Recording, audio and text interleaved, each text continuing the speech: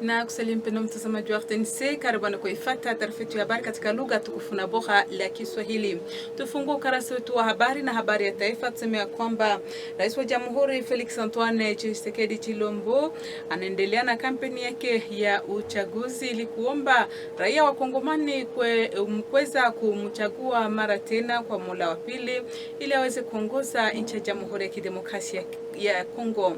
Katika hotuba yake, Rais Felix Antoine Tshisekedi Tshilombo amejulisha Wakongomani ya kwamba katika muhula wake wa pili atajadili masuala ya usalama, masuala yanayoelekea ustawi na mambo mengine mengi katika ripoti ya wenzetu wa RTNC Kinshasa.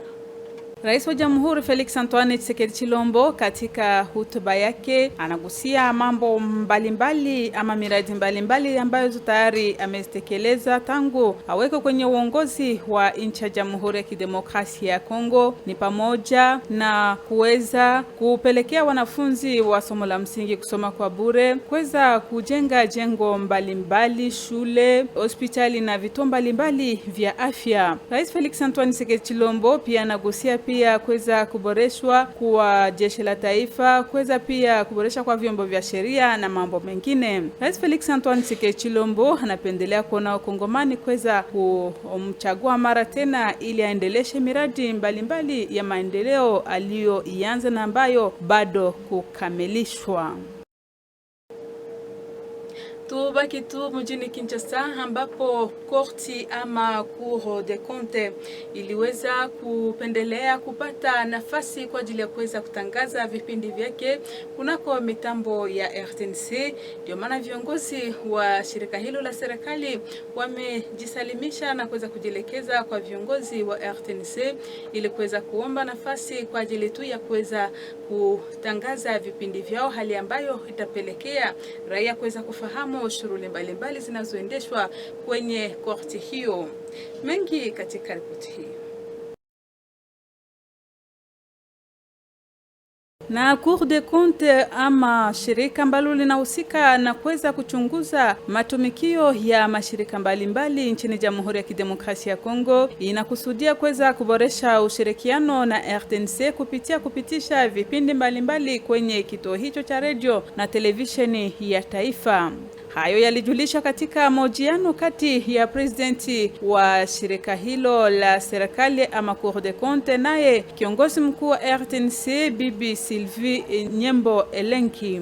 Katika matamshi ya presidenti wa Cour des Comptes amependelea kuona ushirikiano kati ya RTNC na shirika hilo la serikali uboreshwe na pia waweze kupata nafasi kwa ajili ya kuweza kupitisha vipindi hivyo, hali ambayo itapelekea raia kuweza kufahamu miradi mbalimbali zinazotekelezwa na shughuli mbalimbali ambazo zaendeshwa na shirika hilo linalojihusisha na sheria nchini Jamhuri ya Kidemokrasia ya Kongo. Kiongozi mkuu wa RTNC amehakikishia wageni wake ya kwamba RTNC itaweza kuweka nafasi ili kuruhusu shirika hilo kuweza kupata nafasi kwa ajili ya kupeperusha vipindi na shughuli zake.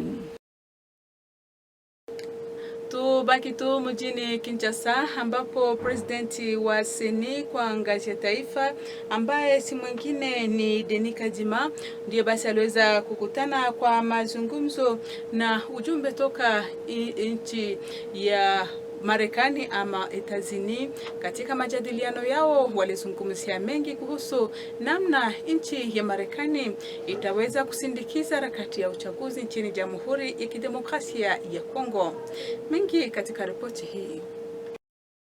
Ujumbe toka nchi ya Marekani ama Etazini ulikuja kumtembelea presidenti wa Seni Bwana Denis Kadima ili kuweza kumhakikishia kwamba nchi yao iko tayari kwa kuweza kuunga mkono harakati ya uchaguzi nchini Jamhuri ya Kidemokrasia ya Kongo. Ujumbe huo umependelea kuona nchi ya Jamhuri ya Kongo iweze kuandaa uchaguzi ulio huru na wazi kwa lengo tu la kuweza kupelekea wakaaji kuchagua viongozi wanaowapenda kwa lengo tu la kupendelea kuona kuepusha nchi na vurugu ambayo inatokana na hali ya kutokuelewana kutokana na maandalizi mabaya ya uchaguzi. Presidenti wa Seni Denis Kadima amejulisha wageni wake ya kwamba yote ni tayari ili kwamba uchaguzi upitike katika hali iliyo nzuri, na Seni imejiandaa ili kuweza kuepuka vurugu mbalimbali ambazo zaweza kukumba wakaji katika eneo lote la Jamhuri ya Kidemokrasia ya Kongo. Tutoke mjini Kinshasa turudi hapa jimboni Kivu ya Kusini ambapo kampeni ya uchaguzi yaendelea vyema katika maeneo mbalimbali za mji wa Bukavu. Ni kwamba wakandidati wanaonekana kuwa wengi barabarani wakiweka picha na wengine kuweka nyimbo na mambo mengine namna tu ya kuweza kuomba raia kuweza kuwachagua. Pateni mengi katika ripoti hii. Tangu ilipoanzishwa kampeni ya uchaguzi siku ya Yinga ama siku ya Mungu tarehe 19 mwezi Novemba hapa mjini Bukavu, mji mkuu wa jimbo la Kivu ya Kusini umeonekana kuwa katika hali ya shamra kila siku. Tangu tu siku hiyo ya Mungu ama siku ya Yinga, kulionekana kuwepo tangu asubuhi mapema kwamba vyote viliwekwa tayari katika ofisi mbalimbali ya vyama vya kisiasa hapa na pale katika mji wa Bukavu. Kumetambuliwa kuwepo hapa na pale mabarabarani picha kubwa kama vile ndogo za maelfu za mamia ya makandidati mbalimbali katika daraja mbalimbali. Picha yaonekana pia kuwa pa nafasi ya umma katika mji mkuu wa jimbo la Kivu ya Kusini. Kando ya mabarabara yote mji wa Bukavu kwaonekana kuwepo picha mbalimbali, mabendera mbalimbali ya vyama vya kisiasa na hata vitambaa ambamo munaandikwa sifa kwa kandidati fulani au mwingine kuhusu tu kampeni hii ya uchaguzi. Mara hapa na pale kuonekana kweko msafara wa watu barabarani wakiimba nyimbo mbalimbali ya vyama vya kisiasa na wakitoa sifa kwa makandidati wakao mbalimbali. Na pia mahali pengine ni magari makubwa kama vile madogo ambayo yapo na mabendera mbalimbali, magari ambao yanachukua vipaza sauti ambavyo vinatangaza muziki, nyimbo mbalimbali na pia matangazo mbalimbali kwa ajili ya kutoa sifa kwa huyu kandidati au mwingine yule, lengo likiwa ni kuvuta raia wa mji wa Bukavu ili wachague huyu ama yule kandidati katika ngazi mbalimbali za uchaguzi ujao. Na hayo yote yanafanyika katika hali ambayo inaonekana kuwa ya shamra, kelele nyingi ya muziki, hali ambayo inatambuliwa tangu mapema asubuhi hadi wakati wa usiku kati, hivyo katika mabarabara mbalimbali ya mji huu wa Bukavu. Maafishe ile mafoto za makandida, maafishe zao mbalimbali wanaweza kuzitia mahali pote, lakini hawaruhusiwe kuzitia kuma nyumba za leta, kuma biro za leta, hawaruhusiwe kuzitia kuma somo, hawaruhusiwe kuzitia kuma universite. Hapana, inakataziwa. Hawaruhusiwe kuzitia hata ku gari ya leta. Kama ni gari ya leta nyewe uko natumikisha, haupashe kutia zile maafishe ku gari ya leta. Pale inakataziwa kabisa, kwa sababu hauna droit kutumikisha vyombo vya leta kwa kufanya kampanye yako. Kwa habari zingine tumia kwamba waandishi wa habari wa RTNC waombwa kutumika katika usawa kwa wakati huu wa maandalizi ya uchaguzi, huko basi wakiweza kutumika na kuweza kuchambua habari wakiheshimu basi sheria na kanuni inayounda upashaji habari. Mwito ulitolewa katika mkutano kati ya waandishi wa habari wa RTNC na viongozi wa moja ambao waliweza kuongezea ujuzi. Ripoti ya mwenzetu Marcela Mondelindombe na Rosette Lusegila. Ils savent très bien que ce que le public voit à la télévision, ce que le public entend à la radio, c'est ça la vérité. Waandishi wa habari wanapaswa kutumika kazi zao vema kulingana na masharti yote ya ufundi wa uandishi wa habari, zaidi mnamo nyakati hizi za uchaguzi humu nchini Kongo kwa jumla na katika jimbo la Kivu Kusini kwa pekee, zaidi hapa mjini Bukavu. Hayo yaligusiwa wakati wa kikao cha mazungumzo kati ya waandishi wa habari hii siku ya pili tarehe 21 mwezi Novemba katika chumba cha mikutano cha waandishi wa habari kwenye RTNC mjini Bukavu, kikao ambacho kilihimizwa na mwandishi wa habari Jean Kamengele Omba, mwandishi wa habari kwenye RTNC hapa mjini Bukavu, mwenyewe akiwa pia mtoa mafunzo kwa waandishi wa habari mashirika mbalimbali ya habari ya hapa mjini Bukavu na mahali pengine. Hayo yalifanyika akiwepo kiongozi jimboni wa RTNC Kivu Kusini Bwana Patrick Kyungu Silimu pamoja na waandishi wote wa habari wa RTNC. Msemaji wa siku Jean Kamengele Omba alifahamisha kwamba mwandishi wa habari mnamo nyakati hizi za uchaguzi ni vema aoneshe ujuzi wake wote wa waandishi wa habari, akitekeleza yote waliofunzwa na yote masharti ambayo wanalazimishwa kwa lengo la kupelekea waandishi wa habari uliobora tena zaidi bila kufunga upande wote ule wa kisiasa wala wa kandidati kwenye uchaguzi unaopangwa mwezi wa Disemba humo nchini Kongo. Halafu alitoa angalisho kwa waandishi wa habari wasishawishiwe na hao baadhi ya wanasiasa makandidati kwenye uchaguzi ujao kulingana na maoni yao kwa waandishi wa habari, na ndio maana alitoa mwito kwa waandishi wa habari kutoteka sikio zaidi kwa vishawishi vyote vile vya wanasiasa, bali watimize kazi zao bila ubaguzi, kazi zao wakitimiza kanuni yote ya uandishi wa habari. Mwishowe alitoa mwito kwa waandishi wa habari kila moja awe mjuzi tena zaidi kuelewa na kujua vema vyama vyote vya kisiasa, pia miradi yao mbalimbali ya ujenzi wa taifa, na kuelewa pia kila kiongozi wa kila chama cha kisiasa jinsi alivyo.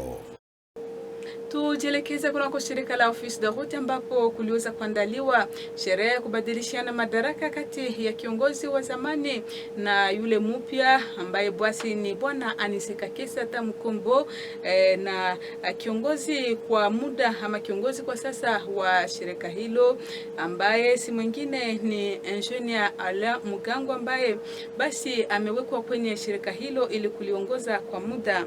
Sherehe ilipitika wakiweko watumishi na viongozi wengine wengi wa jimboni wa shirika hilo. Kwenye shirika la Office de Route jimboni Kivu Kusini, ofisi yake ya hapa mjini Bukavu, kulifanyika hii siku ya tatu tarehe 12 mwezi Novemba sherehe ya kubadilishana wazifa, yani madaraka, kati ya Engineer Aniseka Kesa Tamukombo, kiongozi wa shirika la Office de Route ambaye ameacha madaraka yake, ambaye anaondoka madarakani, na Bwana Alain Mugangu Chiralwira, kiongozi jimboni kwa muda ambaye anaingia madarakani ya uongozi wa shirika la Office de Route humu jimboni Kivu Kusini. Engineer Alain Mugango aliyekuwa hadi hapo kiongozi wa ofisi yenye kuhusika na masuala ya kiufundi, yeye ametajwa kama vile kiongozi kwa muda wa shirika la Office de Route kwa ngoja kuhakikishwa katika madaraka hayo na uongozi mkuu wa shirika la Office de Route huko mjini Kinshasa. Wakati huo Engineer Aniseka Kesa Tamukombo yeye amestaafishwa, yani anapumzishwa kazini. Imekuwa ni baada ya kutumikia Office de Route muda wa miaka 40 hivi. Kwa ajili hiyo basi ametolewa grade ya juu kama vile kiongozi muhimu akiwa na katika daraja la 3. Kwa ajili hiyo basi alitolewa sifa sana kufuatia kazi nyingi ambayo ameitimiza kwenye shirika la Office de Route muda wa miaka zaidi ya 40 hivi. Sherehe ilifanyika katika chumba cha mikutano cha shirika la Office de Route hapa mjini Bukavu, akiwepo mabwana Albert Kikela na Damien Kampempe, moja kwa moja kiongozi wa ofisi ya kuhusika na matumikio pia masuala ya fedha na mtetezi maalum jimboni Kivu Kusini ya haki ya wafanyakazi kwenye shirika la Office de Route homo tu jimboni. Yote yalifanyika chini ya uongozi wake, chini ya usimamizi wake Bwana Blaise Bumba na Jano Kikangala, wote kutokea mjini Kinshasa. Ilifanyika pia kuwepo pia wafanyakazi wote wa shirika la Office de Route, wafanyakazi wa kawaida, hata pia makada na viongozi ofisi mbalimbali ya shirika hili la Office de Route homo jimboni Kivu ya Kusini. Kwa kuhitimisha taarifa yetu ya habari, tuseme ya kwamba Beatrice Kinja Mwendanga ambaye ni mgombea kwenye kiti cha ubunge wa jimboni, huyu basi ameanzisha kampeni yake ya uchaguzi hapa mjini Bukavu, na katika hotuba yake ameweza kuomba raia wa mji wa Bukavu kuweza kumchagua kwa uchaguzi uchao. Ripoti mwenzetu Adolphe Kubali. Kandideti kunako kiti cha bunge la jimbo la Kivu ya Kusini, Mheshimiwa Kinja Mwendanga Beatrice nambari 417 alianzisha tarehe 22 Novemba kampeni yake ya uchaguzi. Yote ilianza na sala kwa kuomba Mwenyezi Mungu baraka, ulinzi na ukingo wakati wote wa shughuli ya kampeni ya uchaguzi. Sherehe iliendeshwa mbele ya mashabiki wa chama chake cha kisiasa cha UDPS. Kuhusu yale aliyoyatekeleza mkandideti wa mji wa Bukavu kunako bunge la jimbo la Kivu ya Kusini nambari 417, kwamba wanaweza taka wanione tena kwa sababu waliona bidii yangu, waliona kuwa karibu nao na kusikiliza malalamiko yao, na waliona mengi ambayo tumefanya pamoja na wao. Nimeplede mengi juu ya maji, nimeplede mengi juu ya bien-etre ya communauté ya population, na mengi ambayo tena tutafanya pamoja na wao. Nimefanya masheria mengi maidi ambao leo nyingine naanza geuka kwa loi sabile ya maternité gratuite. Ni mengi ambayo tumefanya juu ya sheria ambayo wewe inakuproteger mwariri za kuna defense de droits humains na mengi na kaza lakini mengi. Mbunge na mkandideti kwa uchaguzi ujao nambari 417 aliomba kwa raia wa mji wa Bukavu kumunga mkono ili afaulu uchaguzi, na mara tu atakapofaulu uchaguzi atendelea na kuwatetea. Pendo mtazamaji na msikilizaji wa RTNC, ni kupitia habari hii ndipo tunaweka nanga kwa taarifa yetu ya habari katika lugha tukufu na bora la Kiswahili toka RTNC. Shukrani kwa nyote mliotutegea sikio na kututazama kwa nyumbani. Tukutane tena kwa majaliwa ya Mwenyezi Mungu.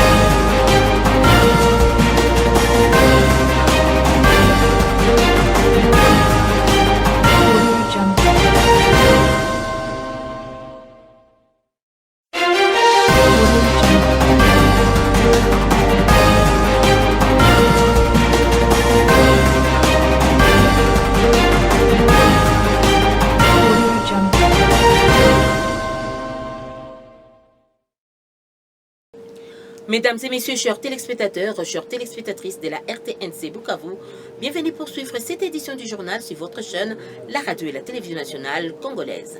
Direction Kinshasa pour ouvrir cette édition du journal où l'ex-président de la République, Félix-Antoine Tshisekedi Tshilombo, a exploité lors du lancement officiel des élections. Parmi ces thèmes, les thèmes principaux, il a exploité la sécurité qui est son cheval de bataille. Plus de détails dans ce reportage réalisé par nos confrères de Kinshasa. Suivez. Suprême, le président de la République, Félix-Antoine Tshisekedi Tshilombo, a trouvé une armée en déliquescence, les pays et ses dirigeants étant frappés par un embargo. Ayant fait de la sécurité une des priorités de son mandat, le commandant suprême des FARDC a pris une série de mesures pour redonner confiance aux vaillants militaires. Quand il prend ses quartiers au Mont-Galema, Félix-Antoine Tshisekedi Tshilombo va visiter ses voisins du Kantchachi, avec lesquels il va sceller une véritable proximité affective. Préoccupé d'améliorer leurs conditions de vie, le chef de l'État a entrepris une série d'actions sociales au sein des camps militaires, écoles réhabilitées, éclairage public assuré, cantines publiques restaurées et l'eau potable rétablie. Les camps militaires ont retrouvé leur prestige d'antan. Et pour couronner ces chapitres sociaux, le président de la République a offert au camp Tchatchi un hôpital général de référence au niveau tertiaire. Grâce à sa diplomatie agissante, le président Félix Tshisekedi a fait un plaidoyer auprès d'instances décisionnelles pour que soit levé l'embargo d'achat d'armes qui pesait contre la République démocratique du Congo. Sa voix a été entendue. Désormais, les FARDC peuvent se rééquiper en armes, munitions et autres effets militaires pour faire face à l'ennemi. Pour la première fois depuis l'époque coloniale, Félix Tshisekedi a donné à la République démocratique du Congo la loi de programmation militaire. Considérée comme le couronnement de la réforme au sein de l'appareil sécuritaire du pays, cette loi donne un peu plus de moyens aux FARDC qui sont gérés par un vice-premier ministre. Avec une ligne budgétaire de près d'1 milliard de dollars américains par an, les FARDC sont en train de monter en puissance et prêts à sécuriser les frontières nationales avec ses 9 voisins. Pour bien combattre l'ennemi, il faut bien le connaître, dit-on. Face à une guerre de prédation de plus de 20 ans, le président Tshisekedi a permis au monde entier de connaître le vrai ennemi du peuple congolais. Aujourd'hui, les agendas cachés de certains groupes armés étrangers et leurs supplétifs congolais se révèlent au grand jour. Le M23, c'est une coquille vide. Ce sont les RDF qui se battent. Mais nous en avons les preuves. Parce qu'aujourd'hui, avec la technologie que nous avons, nous les voyons. Nous avons des images. Je ne parle pas en l'air. Je parle sur base de faits avérés. Les images sont là, et de leurs cadavres, et même lorsqu'ils s'amoncellent pour porter leurs attaques. Nous avons tout, et pas que nous. L'ONU, les Nations Unies, ils ont aussi les mêmes images. Ceux qui s'attendaient au stratagème de brassage et mixage pour infiltrer la République démocratique du Congo doivent déchanter. Tôt ou tard, ils seront vaincus par la puissance des feux des forces armées de la République démocratique du Congo et son président, Félix Antoine Tshisekedi Tshilombo. Restons toujours dans la capitale Kinshasa, direction RTNC Kinshasa, où les cours des comptes sollicitent un partenariat pour la diffusion de ses activités. Suivez ces reportages. Est vêtue d'un cachet spécial pour la bonne et simple raison qu'elle a mis autour d'une table le mardi 21 novembre 2023 le directeur général de la radio-télévision nationale congolaise, Madame Sylvie Elenge Niembo, et le premier président de la Cour des comptes, Jimmy Munganga Ngwaka. Les deux personnalités ont examiné les voies et moyens à mettre en œuvre en vue de renforcer le partenariat entre la RTNC et la Cour des comptes. Au sortir de l'audience, l'hôte de Madame la DG s'est confié à la presse. Et il était important que je vienne échanger avec Madame la DG. Parce que vous savez, la mission de la Cour des comptes, c'est de contrôler les finances et les biens de l'État. Et lorsque la Cour contrôle, elle est appelée ensuite à rendre compte, n'est-ce pas, de son travail. Et lorsque la Cour rend compte, évidemment, c'est à travers ce rapport, mais ce rapport-là doit être divulgué. Comme c'est pour cette raison-là que je suis venu voir Madame, pour qu'on puisse voir dans quelle mesure mettre un cadre de concertation, un cadre qui va permettre la Cour des comptes de voir, n'est-ce pas, ses activités passées ici sur les antennes de la RTNC. Signalons toutefois que la Cour des comptes est la haute juridiction de contrôle. Et à la CENI, le président de la CENI, Denis Kadima, s'est entretenu avec une délégation des États-Unis d'Amérique sur le soutien des États-Unis au processus électoral. Suivez ce reportage. Tête d'une forte délégation américaine, Madame Lucy Timeline a manifesté la volonté des États-Unis d'Amérique de soutenir les élections transparentes et crédibles en République démocratique du Congo. Au cours de leurs échanges avec le président de la Commission électorale nationale indépendante, Denis Kadima Kazadi, l'accent a été mis sur l'importance de continuer avec la bonne communication, de faire un effort pour renforcer les mesures de transparence, pour rassurer la population que les mesures sont prises pour des élections crédibles. Nous sommes un partenaire sincère et engagé pour soutenir les élections sûres, transparentes, crédibles et qui va représenter la volonté du peuple congolais. Faire un peu l'état de lieu des préparations pour les élections. Nous avons parlé des questions qui, je sais, est le sujet du jour, les cartes dans lesquelles il y a un problème avec les écrans. Et donc, le président nous a parlé des mesures qui sont mises en place pour assurer la duplication et leur donner une nouvelle carte pour ceux qui ont. Retour à Bukavu où il y a eu lancement officiel ce mercredi 22 novembre de la campagne électorale qui pointe à l'horizon le 20 décembre 2023 par l'honorable Béatrice Kinja Mwendanga dans ce reportage réalisé par Mimi Diongo. La candidate députée provinciale ville de Bukavu, l'honorable Kinja Mwendanga Béatrice, le numéro 470, a lancé officiellement mercredi 22 novembre sa campagne électorale. Tout a commencé par une prière pour implorer la bénédiction et la protection divine. La cérémonie a eu lieu devant plusieurs membres et sympathisants du parti politique Union pour la démocratie et le progrès social UDPS. Prenant la parole, la candidate députée provinciale ville de Bukavu, le numéro 470, Kinja Mwendanga, a passé en revue les réalisations. Ces prestations ont été soutenues suite à ces plaidoyers visant l'amélioration du social au Sud Kivu, mais aussi des édits initiés à l'Assemblée provinciale. Parmi ces édits, on peut citer l'édit portant la protection de la santé maternelle et infantile, l'édit portant protection des défenseurs des droits humains et des journalistes, et l'édit portant promotion des droits d'enregistrement des enfants à l'état civil. Par rapport au plaidoyer mené par la candidate numéro 470, elle a plaidé en faveur des habitants de Ngouba pour la fourniture en eau potable de la Régie des eaux. Nous sollicitons encore leur confiance. Vous savez que le parcours n'est pas facile. Le parcours est dur parce que c'est du travail. Il faut qu'il y ait notre visibilité. Il faut encore faire comprendre à la population que nous sommes là aux côtés d'eux pour continuer ce que nous avons commencé.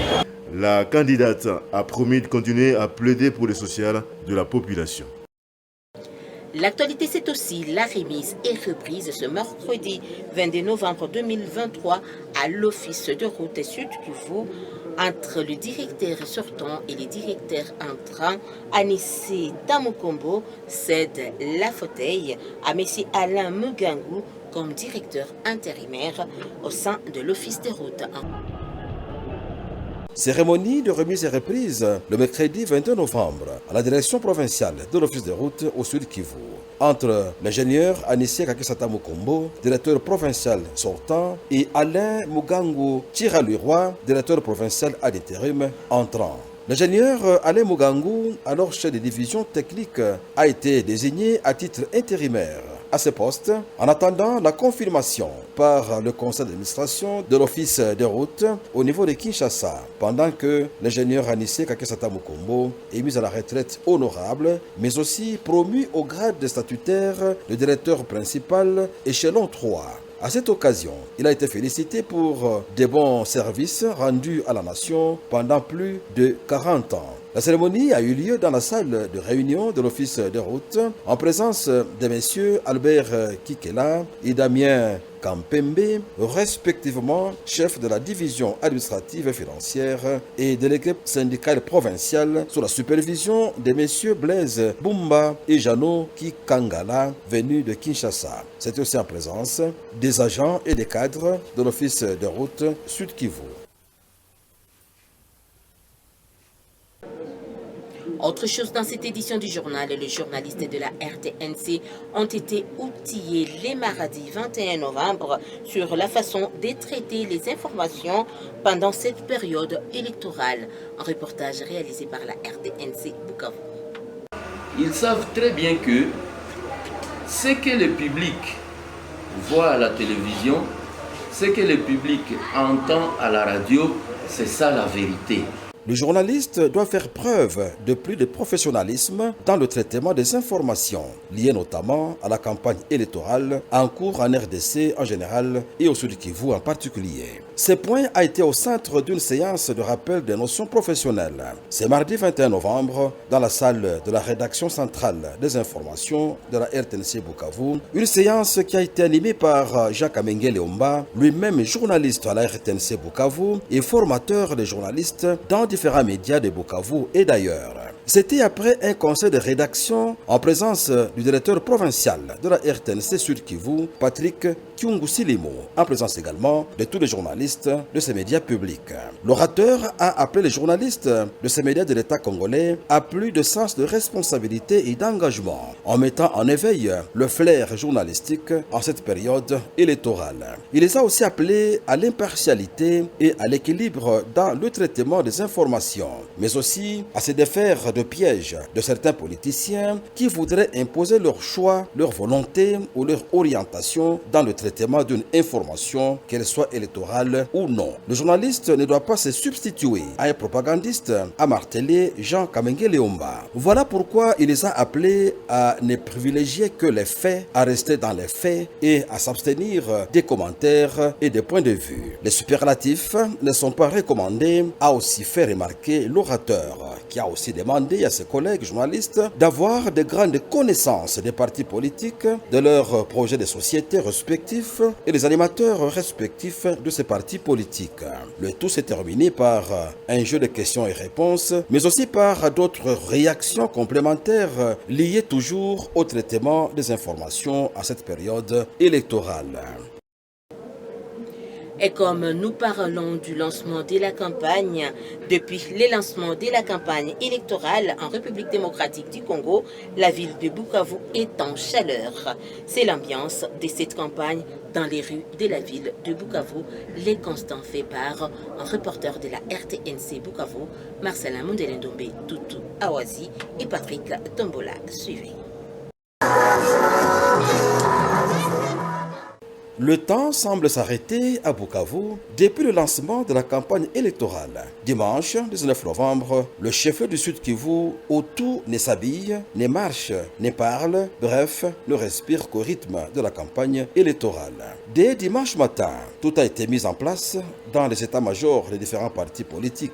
De larges affiches, notamment des centaines de milliers de photos des candidats, des calicots et de nombreux drapeaux de différents partis politiques sont visibles dans les rues et sur certaines places publiques ou non du chef-lieu du Sud Kivu. Les abords des routes de Bukavu sont pavoisés aux couleurs vives des différents partis politiques dont les candidats compétissent à la course aux élections à différents niveaux. Quant aux effigies des candidats, elles tapissent les clôtures et les murs de différentes infrastructures, mais aussi des poteaux électriques et de larges panneaux publicitaires situés le long des grandes artères de la ville de Bukavu. Ici, c'est un cortège de sympathisants de tel ou de tel autre candidat qui entonnent des chants et qui scandent des slogans de leurs partis politiques et qui rendent aussi des hommages à leurs candidats respectifs.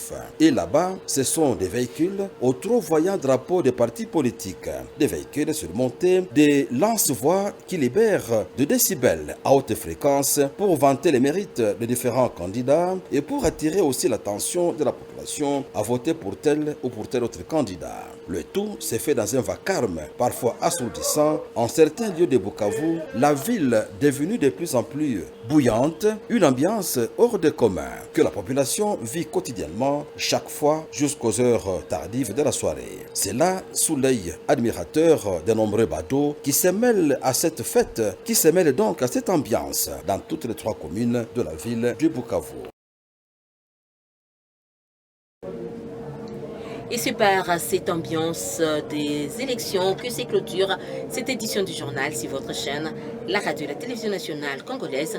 Merci à vous de nous avoir suivis et restez branchés sur les antennes de la RTNC Bukavu. Surtout, prenez bien soin de vous.